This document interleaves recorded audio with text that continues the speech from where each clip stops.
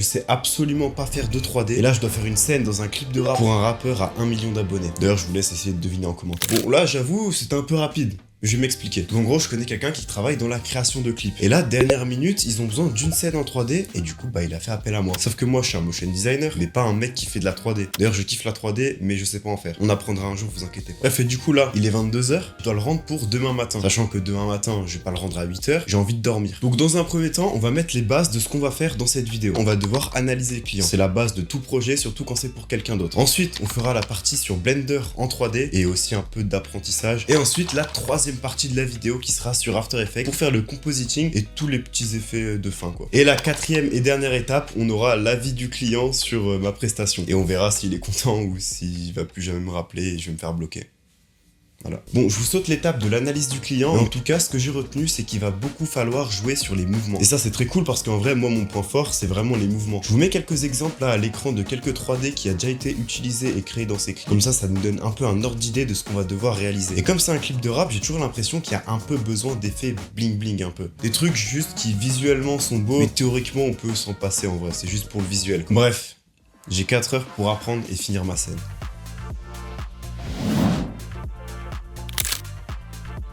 J'ouvre Blender et là je vais ressortir le peu de connaissances que j'ai, mais ça va aller. Pour l'inspiration ça va être très simple en vrai, je vais prendre les lyriques de cette partie et les illustrer au mieux avec justement des visuels. Donc là ce que je vais faire c'est que je vais prendre un cœur et une fléchette, parce que ça correspond aux paroles de la musique, et du coup le cœur il va venir se faire transpercer par la fléchette de manière un peu stylée, ça tourne autour, bref. Bon, si j'ai bien compris un truc en 3D, c'est que les gens adorent reprendre les modèles des autres. Non, en vrai j'ai vraiment pas le temps de modéliser mes propres objets, du coup ce que je vais faire, je vais aller en chercher sur internet des déjà faits, pour ensuite juste avoir à les animer. Donc voici le cœur et voici la fléchette. Bon, après ça, on peut direct passer à l'animation de la scène. Tout d'abord, ce que je vais animer, c'est la fléchette. J'aimerais qu'elle tourne sur elle-même avant d'aller transpercer le cœur pour donner un truc un peu plus réaliste, un peu plus dynamique. Pour ça, en vrai, c'est très simple. Je déplace juste le point d'ancrage de la fléchette au centre de l'objet pour que la rotation se fasse à partir du centre de l'objet. Donc en gros, le point d'ancrage, c'est le point d'attache de la rotation. Après, j'ai aussi commencé à faire quelques petits tests pour que la caméra suive la fléchette pendant le mouvement. Et bon, c'était un peu compliqué. Donc pour l'instant, je me suis d'abord occupé de l'impact de la fléchette sur le cœur, puisque on part des bases et après on fait un autre truc plus dur. Cet impact, je l'ai fait grâce à un graphique de vitesse. Donc c'est comme sur After Effects. Ça dit au logiciel comment ta valeur va se comporter en fonction du temps. Donc ça paraît peut-être compliqué quand tu commences les logiciels de montage, mais en vrai c'est tout con. Et bref, grâce à ça, j'ai réussi à mettre de l'impact à la fin du mouvement pour que ça soit plus réaliste. Bon, maintenant je m'occupe des mouvements de caméra. Je fais venir la caméra de l'arrière et ce que je lui dis à la caméra, c'est de toujours pointer la fléchette. Donc comme ça, je vais pouvoir faire tourner la caméra tout autour de la flèche et ensuite je vais dire à la caméra de pointer le cœur. Donc comme ça, on a un mouvement de ce style. Et pour faire ça, j'ai utilisé des modifiers qui sont disponibles sur Blender, et là en l'occurrence il s'appelle Tracker, et du coup il vient traquer un objet avec ta caméra. Donc encore une fois, plus qu'à donner des courbes de vitesse pour donner de la fluidité et du dynamisme à mon animation, et finalement on a un mouvement de ce style. Et en vrai je le trouve très cool, il est cool. D'ailleurs si vous êtes observateur, on voit que la perspective elle change durant le mouvement. Au début on a une vraie impression de profondeur avec la fléchette, et après la perspective elle vient de s'écraser. Ça c'est très simple, c'est des paramètres de caméra que tu peux utiliser comme dans la vraie vie, ça s'appelle la distance focale, et c'est en millimètres. Donc je vous mets ici deux comparaisons de distance focale pour que vous voyez un peu cet écrasement de perspective. Et là du coup je l'ai animé pour donner un petit effet de profondeur qui est très cool. Et bon, au final c'est même pas fini, parce qu'on a toujours pas de fond, on a toujours pas de lumière,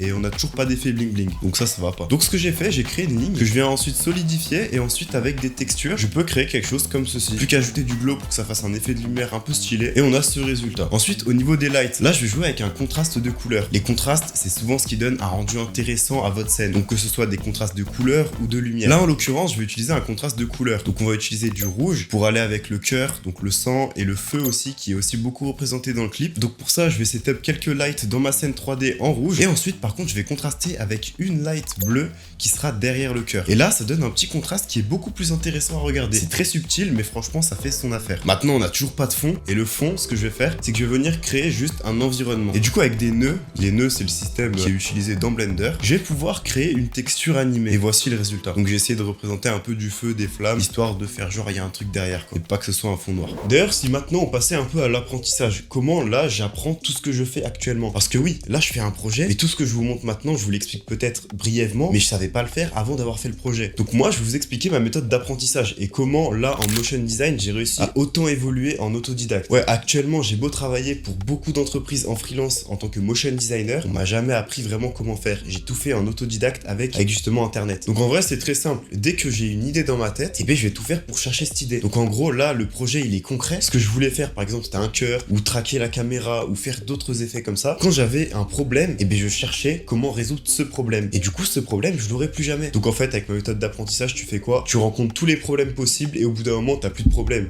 puisque t'as déjà tout rencontré. Et bref, la partie sur Blender est maintenant terminée. Sur After Effects, on va maintenant peaufiner la vidéo. Par exemple, je vais lui ajouter de la vitesse, parce que actuellement, la vidéo, elle ressemble à ça. Alors, en vrai, c'est pas très esthétique. Du coup, avec quelque chose qui s'appelle le Time Remap, on va pouvoir changer la vitesse de la vidéo. Donc, j'adapte les mouvements à la musique, et ensuite, je passe aux effets. Un effet que j'aime bien, surtout dans les clips de rap comme ceci, c'est une shockwave. Mais pas une shockwave simple, une shockwave avec du displacement. Bon, je vous montre en 2 secondes. Une shockwave, c'est ça. Et une shockwave avec du displacement, c'est ça. Donc, en gros, c'est juste, je viens ajouter un effet de décalage sur mes pixels de ma vidéo en prenant en référence cet effet. C'était compliqué pour un truc simple. Bref, je corrige quelques effets, j'ajoute quelques petits trucs, par exemple du flicker, des shakes, de la distorsion pour donner du mouvement. Bref, il est 2h50 du matin et ce que j'ai réussi. Après toutes ces galères, après avoir étudié le client, après avoir appris des bases en 3D, après avoir tout fait sur After Effects et Blender, voici le rendu final.